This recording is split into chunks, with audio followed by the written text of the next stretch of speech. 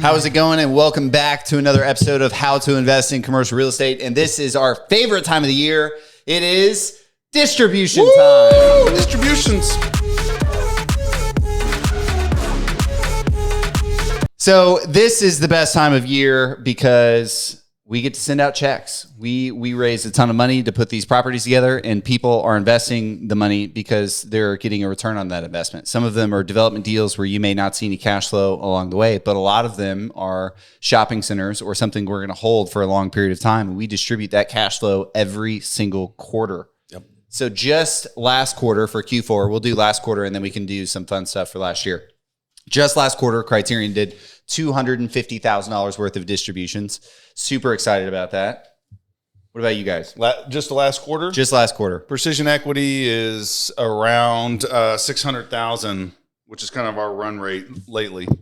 That's a lot of money. So $850,000. $850,000 every single quarter going out to our friends and family and colleagues and business associates. And now people all over the country, thanks to the podcast and people going to the website and signing up for the investor list. But just last year, so last year was a great year. We set a ridiculous goal. We said, hey, interest rates are amazing. The market is hot. We need to strike. We need to go out and buy some real estate. So we bought $60 million worth of real estate last year. And last year we were able to distribute $5.7 million out of Criterion back to Criterion investors. Yeah, that's nice. So if there's not an applause playing in the video, massive applause. And that's something I think we're all super proud of. That's a lot of money. Yeah. And so some of that, a lot of it was cash distributions, but some of it was from sales. Yeah. So $1 million was distributions from those assets that we're holding for the cash flow. 4.7 million of that was from 4 assets that we had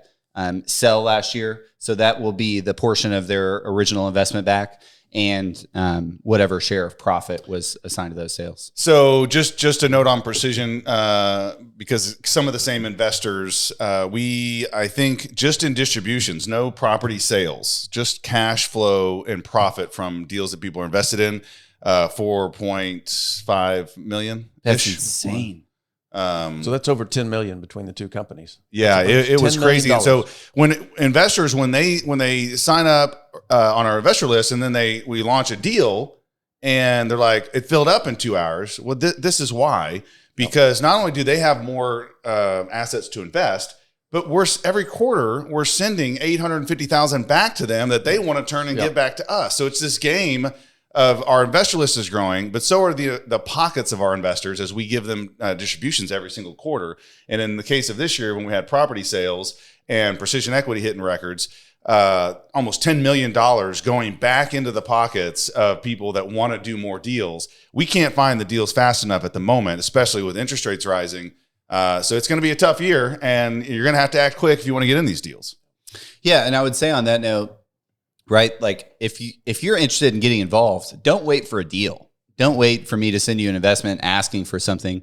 Ping one of us, call one of us and say, hey, I love what you guys are doing, or hey, you guys suck, whatever you want to start it with, but I'd like to get involved with you on an investment side. Keep me in mind on your next deal. A lot of people now, I go and pre-place commitments for because I know that guy's going to be in for 50 every single time. I know this guy's going to be in for 75, and we can adjust that on the back end. So just shoot us a note and say, hey, I'd like to get involved more. Reserve me a spot on the next deal. Yeah. And then if we need to back you down, it's fine. Yeah, just hit us up and say, hey, I think I've got this much money I'm willing to invest, and why don't you pre-populate me next time so that I don't lose out. And why that's so helpful for both companies is that we're going out and looking at deals. And if we had, let's say, 10 investors, 15 investors, 20 investors say, hey, I'm good for 50 on the next one. I'm good for 100 on the next one. Now it helps me go find a deal because I know I've got the backing. So let's say I'm looking at a $5 million deal, but now I can look at a $12 million deal because I know I have the capital that's able to take that deal down. Yep. And once again, guys, if you tell us you're in for 100 and then we pitch the deal to you and you're like, I don't like that deal, it's no commitment on that, but it does allow us to foresee how many investors want in and to what kind of capital we have access to on each given deal. Yeah. Lets us know what size of deal we might want to be able to chase. Yeah. And with that in mind, that's not a bad segue into our next deal, the first deal of 2023. Woo! What is it, Braden? Oh, it's on me now. Okay, I see how it is. So it's in Burleson, Burleson. Well, it's Burleson, Burleson. Yeah, Texas. we know a lot about this investment. We know how to pronounce where it's from. We'll just say it real fast. Burleson. Oh my, that's not going to edit well at all.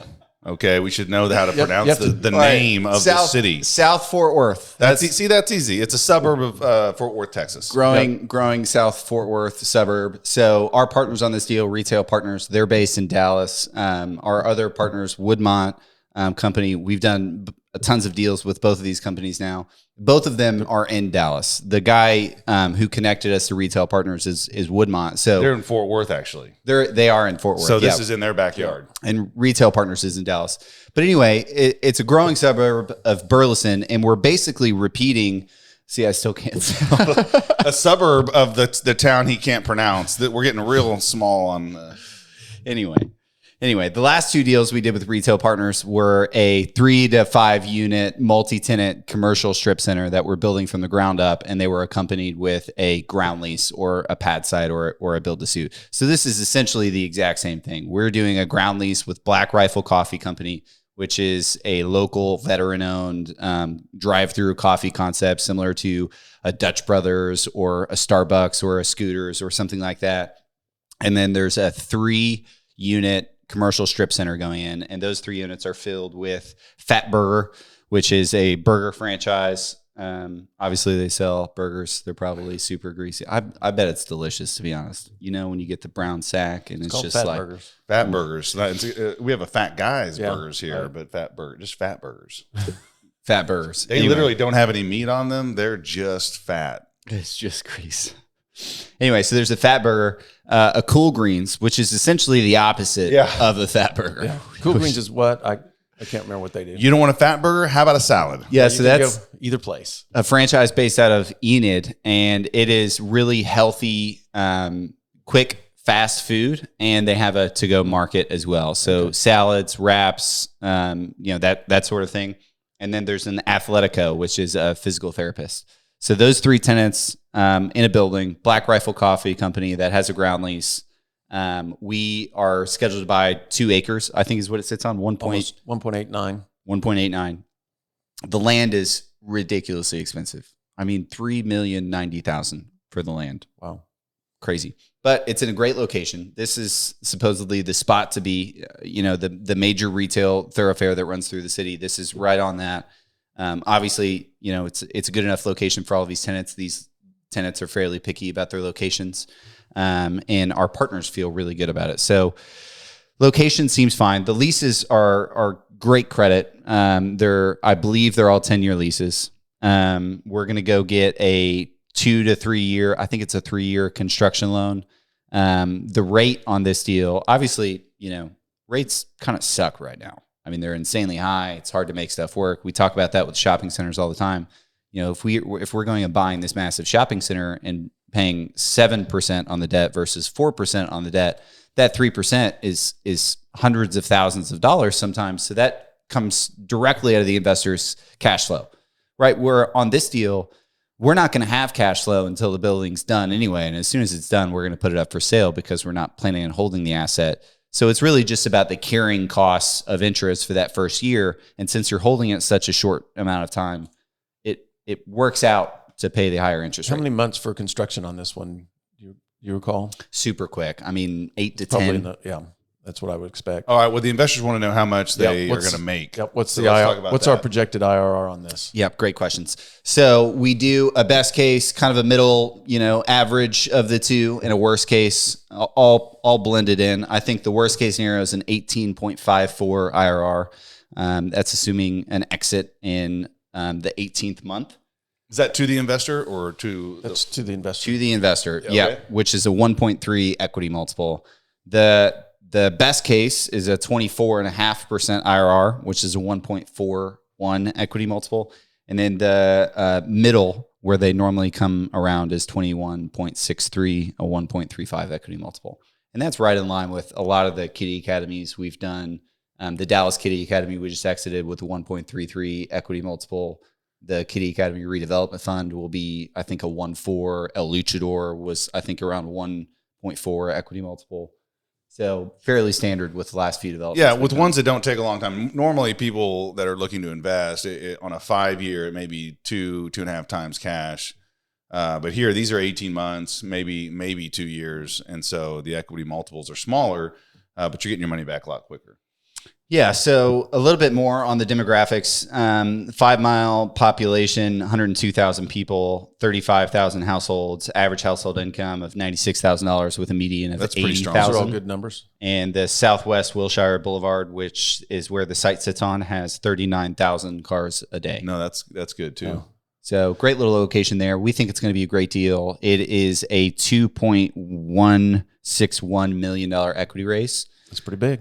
We'll end up being, 10, 20% of that ourselves personally. We're raising the rest. So today's Thursday. This episode releases on Monday. The investment will probably release Friday. So a couple days before you saw this. So it might still be open. Yeah. If we sent out $5.7 million last year, raising $2 million might not take too long. The last one we did was $1 million equity raise and it sold out in an hour. So this one could go 2 fast. hours. 2 hours. 2 hours. It's $1 million an hour. Is that how it goes? That's how it goes. No way. So anyway, that's the first deal of 2023. I think we can expect more of these. There's several, I think, in the pipeline that can come in maybe the end of the first quarter. We have not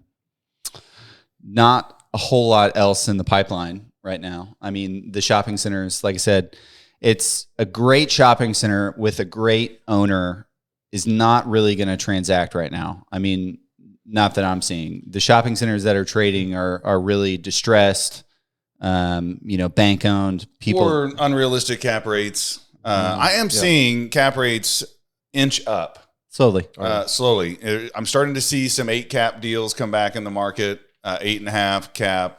They're not primo spots, but I think we're going to see more of that. And I think the inflation, the numbers came out today. They were a little lower than last year increase. So I think this thing may start to stabilize, and hopefully rates can start coming down in the next 6 months to a year. Yeah, that'd be nice. These developments, though, are popular with our investors. A lot of them that I've been surprised is that they like giving us their money and they like getting it back in 18 months with a nice little profit, right? As opposed to putting it in one of our shopping centers where, we might not sell it for 5 to 10 years. They like getting their money back and then they've got it to do whatever they need to do with it, reinvest it or buy something if they want to. But these development things have become really popular with our investors. Yeah, there's several I've talked to though that, it turns into a job because the money turns so fast. You end up, paying a little bit more taxes immediately, whereas a long-term investment, that's kind of deferred until you sell or maybe it's deferred until you trade into something else and that sells. And then, just if you're doing a lot of these, constantly having to find the next deal, like Joel was talking about earlier, it's hard to find these deals. I mean, if we just had a dozen of these in our back pocket, it's not like we're just strategically releasing one a month over the next year. It takes more work. I would say, and investors can take my word on this, I like the cash flow. I like steady cash flow. I actually do too. So every month I know that my investment shed, whatever they shed, 100 grand or whatever, and the finding of the deal is hard. It takes work to close the deal. Then you have the sale takes work to organize. And then you have the taxable event. Now, of course, if we hit our numbers and people are getting a 1.3 equity multiple after 18 months, and they put in another one and they compound that and they compound that, yeah, it pays off. Yeah. But we'll keep trying to deliver both options. We want to deliver cash flow opportunities, and we want to deliver cool, brand new development opportunities.